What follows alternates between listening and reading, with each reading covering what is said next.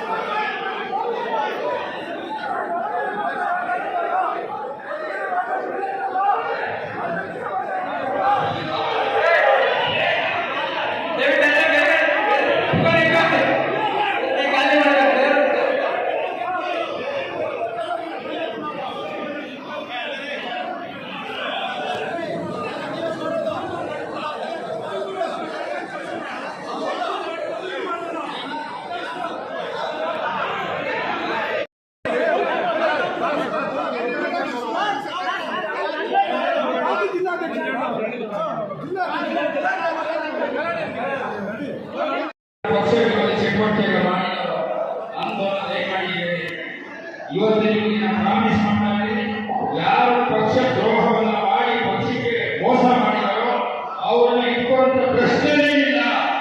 ದಯಮಾಡಿ ಸಾವಧಾನ ಮಾಡಿ ನಾನು ನಿಮ್ಮೆಲ್ಲ ಅನಿಸಿಕೆಗಳನ್ನ ಕೇಳಿಕೊಂಡು ನ್ಯಾಯ ಒದಗಿಸಬೇಕು ಅಂತಲೇ ಇವತ್ತಿನ ಬಂದಿರತಕ್ಕಂಥದ್ದು. ಸನ್ಮಾನ್ಯ ಅಧ್ಯಕ್ಷರು ಮತ್ತು ಉಪಮುಖ್ಯಮಂತ್ರಿಗಳಾದ ಡಿ.ಕೆ. ಶಿವಕುಮಾರ್ ಅವರಿಗೆ ಕಳಿಸ್ಕೊಟ್ಟು ಏನಕ್ಕಪ್ಪ ಅಂತಂದ್ರೆ ಕೋಲಾರ ಜಿಲ್ಲಾ ಕಾಂಗ್ರೆಸ್ ಸಮಿತಿಯಲ್ಲಿ ಎಲ್ಲವೂ ಸರಿಯಾಗಿಲ್ಲ, ಅದನ್ನು ಸರಿಯಾಗಿ ಸೂಕ್ಷ್ಮವಾಗಿ ಪರಿಗಣನೆಗೆ ತೆಗೆದುಕೊಂಡು ನನ್ನ ಜೊತೆ ಕೆಪಿಸಿಸಿ ಉಸ್ತುವಾರಿ ಪ್ರಧಾನ ಕಾರ್ಯದರ್ಶಿಗಳು ಬಂದಿದ್ದಾರೆ. ನಿಮ್ಮ ಅನಿಸಿಕೆ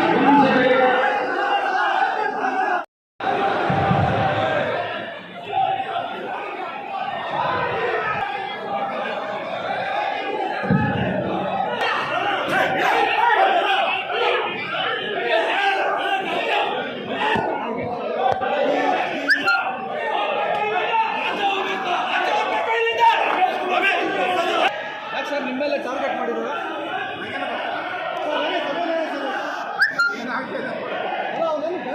ಅರ್ಥ ಆಯ್ತಲ್ಲ ಏನು ಅಲ್ಲ ನಿಮ್ಮನ್ನೇ ಟಾರ್ಗೆಟ್ ಮಾಡಿ ಬಂದಿದ್ದಾರೆ. ಏನು ಸರ್ ಉದ್ದೇಶ? ನನ್ನ ಕೆಲಸ ಅಲ್ಲ ಲೋಕಸಭೆ ಚುನಾವಣೆಯಲ್ಲಿ ಪಕ್ಷದ ವಿರುದ್ಧ ಕೆಲಸ ಮಾಡಿದ್ರೆ ಅಂತ ಹೇಳ್ತಿದ್ದಾರೆ ಅವರೆಲ್ಲ. ಕಾಂಗ್ರೆಸ್ ಕೆಲವರು ನಾಯಕರೆಲ್ಲ ಹೇಳ್ತಿದ್ದಾರೆ. ನಿಂತ್ಕೊಳ್ಳ ಇಲ್ಲ 2 ನಿಮಿಷ ನಿಂತ್ಕೊಳ್ಳ ಸರ್. ಅಲ್ಲೇ ಸರ್ ಹೇಳಿ ಸರ್, ಏನು ಸರ್ ಆಗಿದ್ದು? ಏನಾಗ್ತಾ ಇದೆ ಅಂತ ಅರ್ಥ ಆಗ್ತದೆ. ಅಲ್ಲ ಇಂಥದ್ದು ಘಟನೆ ನಿರೀಕ್ಷೆ ಮಾಡಿದ್ರೆ ಇವತ್ತೇನಾದ್ರು? ಯಾಕಂದರೆ ಘಟನೆ ನಿರೀಕ್ಷೆ ಮಾಡಿರಲಿಲ್ಲ. ಅದೊಂದು ದುರ್ದೈವ. ಹಲ್ಲೆ ಮಾಡೋಕ್ಕೆ ಬರ್ತಾ ಇದ್ದಾರೆ ಅಂತ. ಕಾಂಗ್ರೆಸ್ ಪಕ್ಷದಲ್ಲಿ ಹಾಂ, ಆಗಬಾರ್ದು. ಹಲ್ಲೆ ಮಾಡ್ತಾ ಇದ್ದಾರಲ್ಲ ಸರ್.